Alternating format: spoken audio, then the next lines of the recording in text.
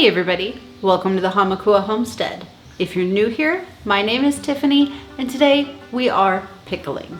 Not too long ago, we tried a recipe with fermented corn relish. Well, that didn't turn out very well. It was disgusting. So what I've decided to do, thanks to a lot of your guys' comments, I'm going to try a pickled version and see how we like that one.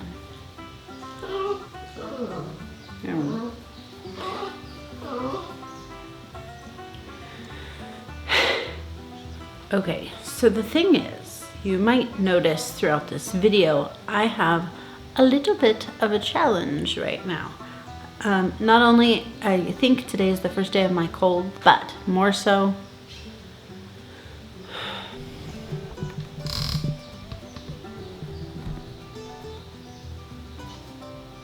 that's a puppy.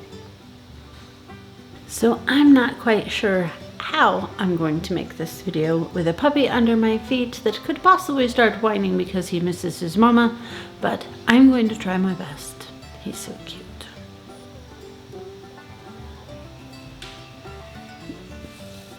So we are going to try our best. Oh my gosh. What in the world? Can you even? Can you even?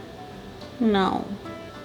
All right, so the first thing you want to do is make sure that your canner is ready. This is a Waterbath canning recipe, so all you really need is a big old stock pot with a lid and a rack on the bottom.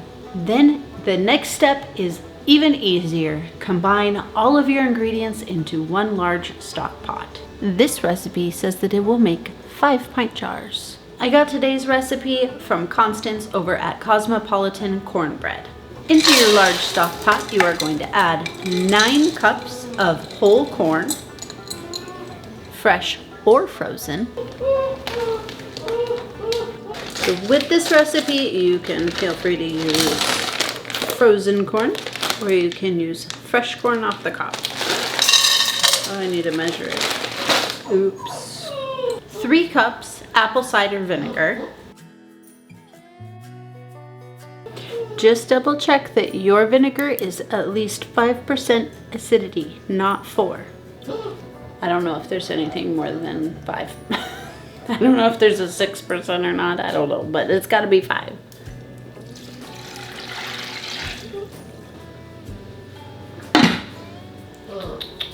Hey.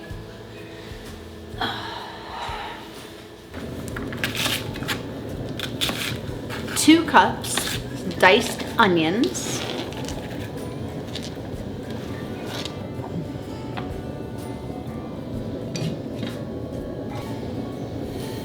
1 cup sugar, 1 cup diced green bell pepper,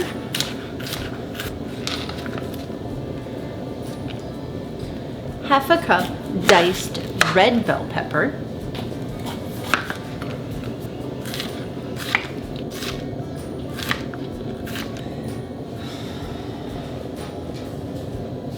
2 tablespoons salt. You want to make sure that you're not using iodized salt when we are canning. Any good pure mineral salt will do just fine. 1.5 tablespoons celery seed,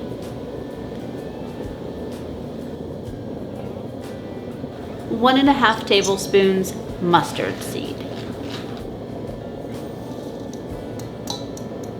Bring all of these ingredients up to a boil.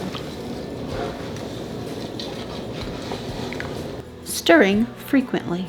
We don't usually have dogs in the house. Where are you going?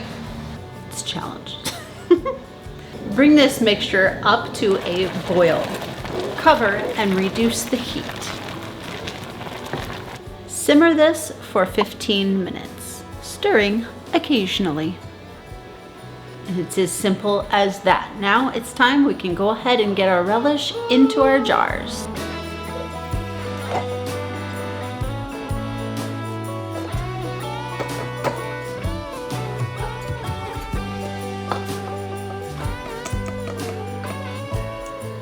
We're filling these up to 1/2 inch of headspace.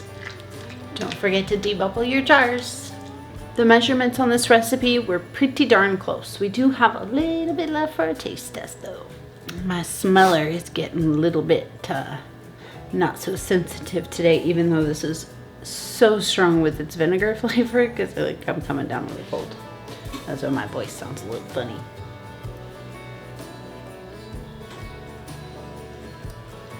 Mm-hmm.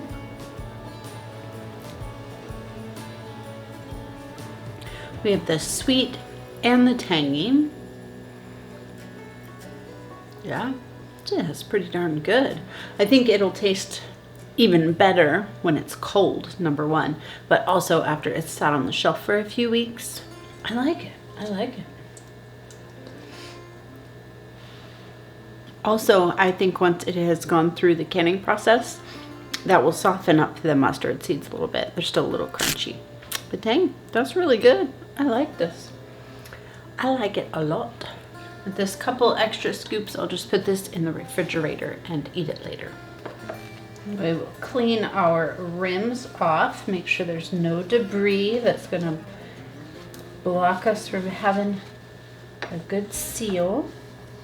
We're also checking to see if we can feel or see any chips along the edge when we do this each and every time, because you just never know.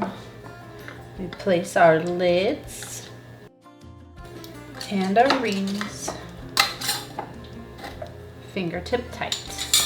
Now, our jars are piping hot, so they're going into our hot canner. Remember, at the beginning, we made sure it was hot because we knew we were going to be in this situation.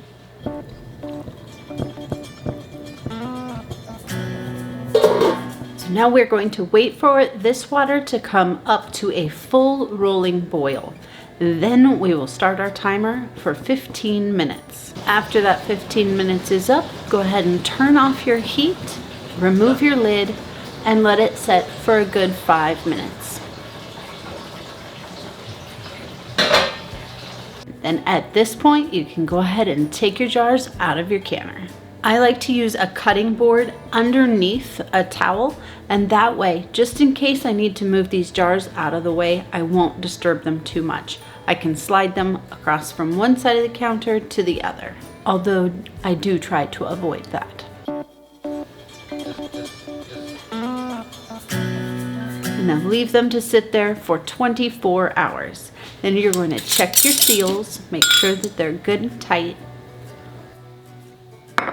Wash your jars, label them, and put them back on your pantry shelf. I think that this pickling recipe is much better than the fermenting recipe. I suggest you guys give this one a try, and any other small batch canning recipes you want to do. And that's going to do it for today. Thank you so much for joining me today on the Hamakua Homestead. I'll see you again soon.